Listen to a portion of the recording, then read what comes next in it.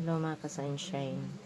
Tingnan nyo ang aming stock na Ito yung sinasabi ko po na malunggay leaves.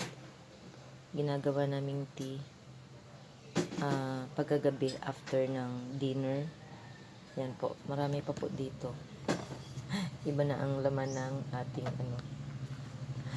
ating jar ng lollipop. Yan po.